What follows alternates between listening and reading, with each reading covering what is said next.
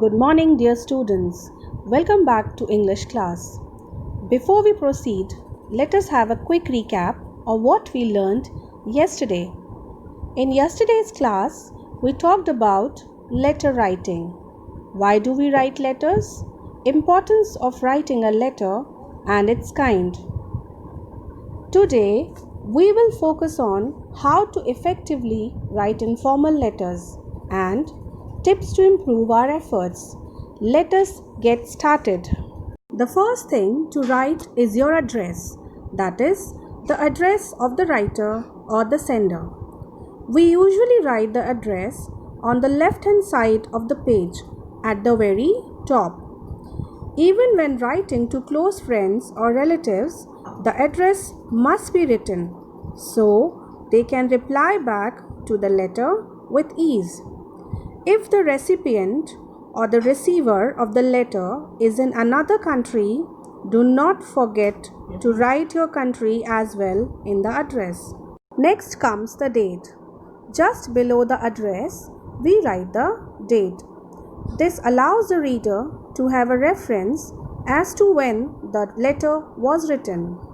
He can then relate better to the contents of the letter. These are the two ways in which you can write the date. After the date comes the salutation or the greeting. Now, since you know the person you're writing to, the greeting can be informal as well. If it is a friend or someone close to your age, you can greet them by their first name, like Dear Anna.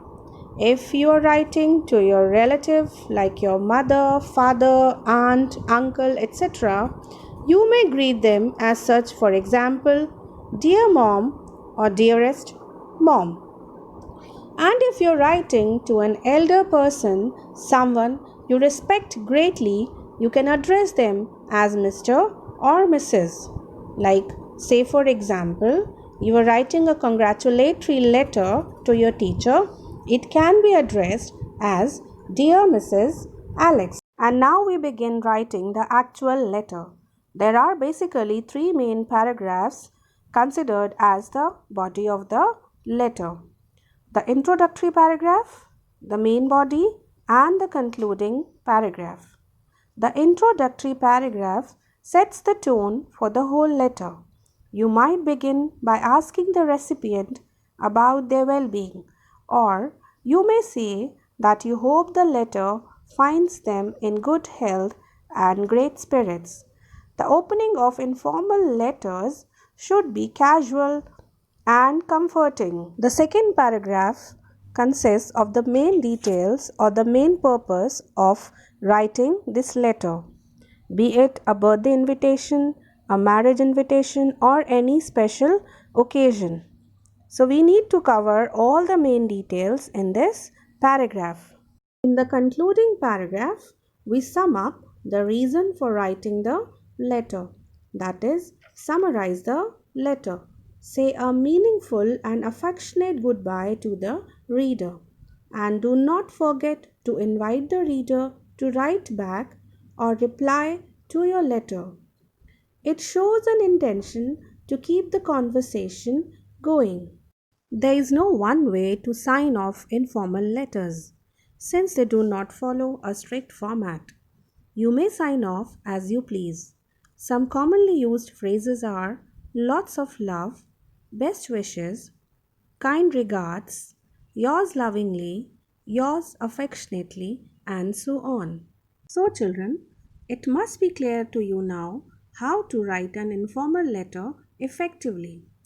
Letter writing is indeed an art and is fun, which helps children learn to compose written texts and provide handwriting practice.